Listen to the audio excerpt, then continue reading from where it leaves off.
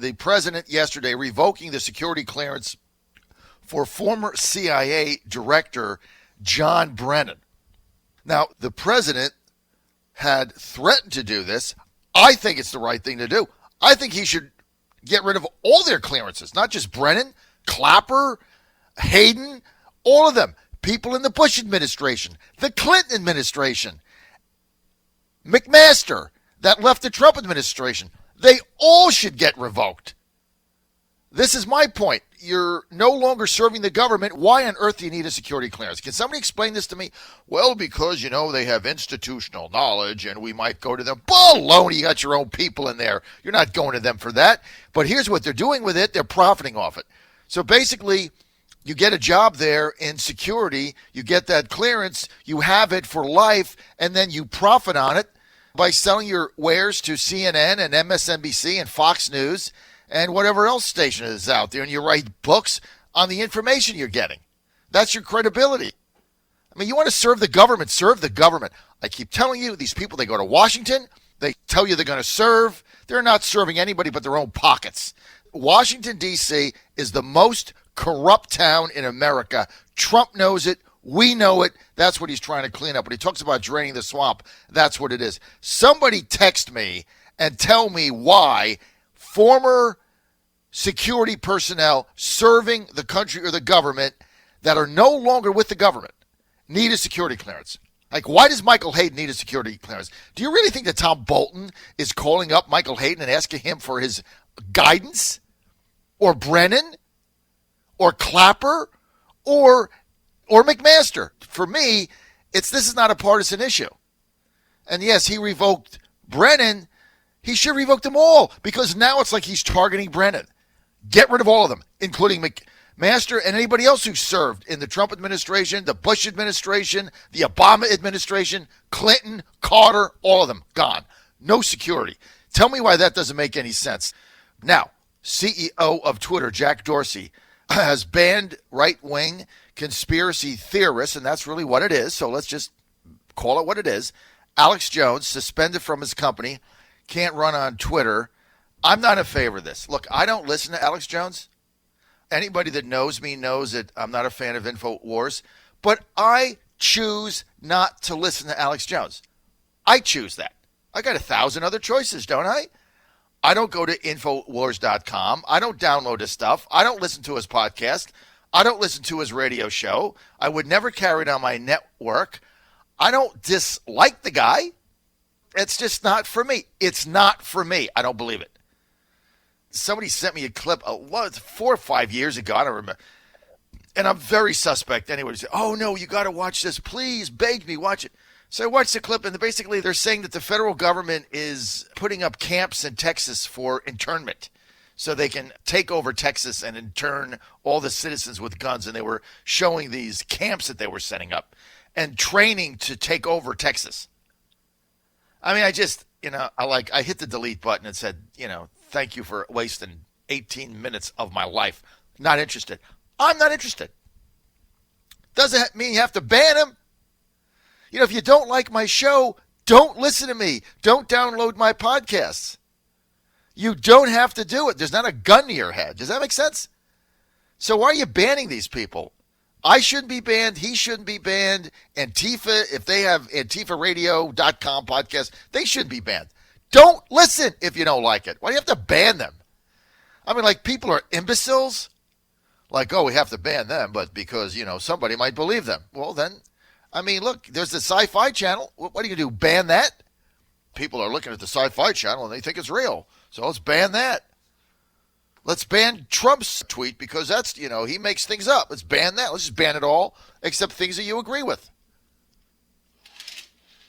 It's easy for me to take this position because I'm not a fan of InfoWars. Don't listen, don't watch it, don't tune in, don't care.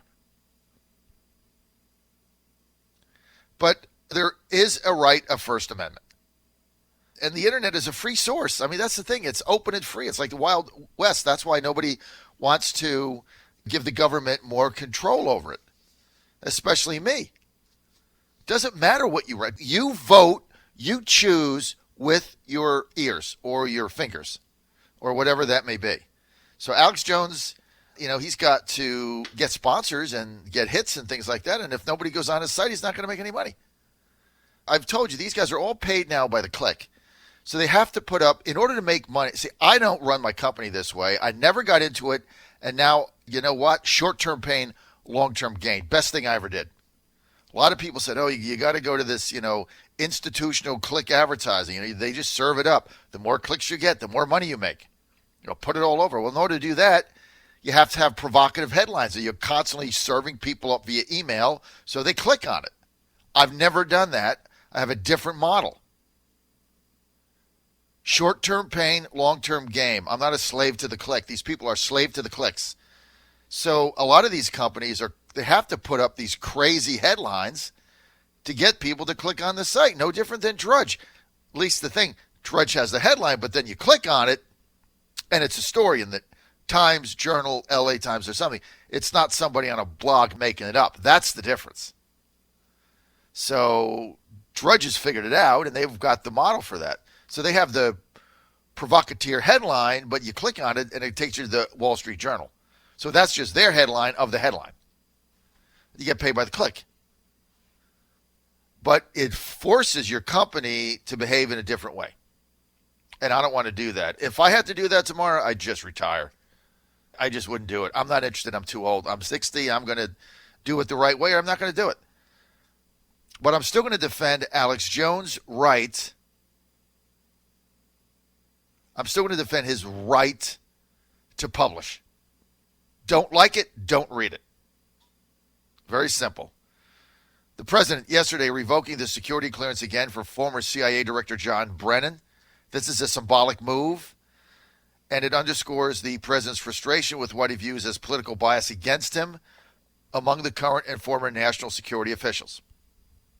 In an interview with the Wall Street Journal, President Trump says he yanked Brennan's clearance because of the Russia probe. Now, as you know, former administration officials can maintain security clearances in part to offer counsel to their successors. Right. But Brennan doesn't advise the current administration. Either does Clapper, either does Hayden, either any of these people. But again, they all should get revoked. All of them, every last one. Brennan and other Democrats then immediately cast the decision as an effort to silence an enemy. That's why he should have banned them all. Every one of them. And nobody can argue with that. The only people that would argue with it are the former national security people that get money off it. They would argue it because you dry up their pig trough, and that's basically what it is. The Washington pig trough. Brennan tweets out, this action is part of a broader effort by Mr. Trump to suppress the freedom of speech and punish critics. It should gravely worry all Americans, including intelligence professionals, about the cost of speaking out. My principles are worth more than my clearances. I will not relent. Yeah, but your money's going to dry up, dude. Because the only reason you're paid is because you have the access. Now I'm going to write a book and get a $2.9 million advance like Omarosa did and blast Trump. Hit the road. Again, had he revoked all of them, that would have been a fun argument, right? They ought to have been squealing like piglets. The president defended his decision, saying that Brennan was abusing his position. They all abused their position, Mr. President. Every one of them. Do you think that Omarosa would have gotten a $2.9 million advance on her piece of trash book had she not served for a year in a key position in the White House? What was she going to write her book on? Access Hollywood? The Apprentice? That's yesterday's news, man. The only reason she got the $3 million green cash is because she served the country. All of these people make me sick, and they should you too. They don't produce a damn thing. John Fredericks Radio Network. We'll be right back. Stay with us.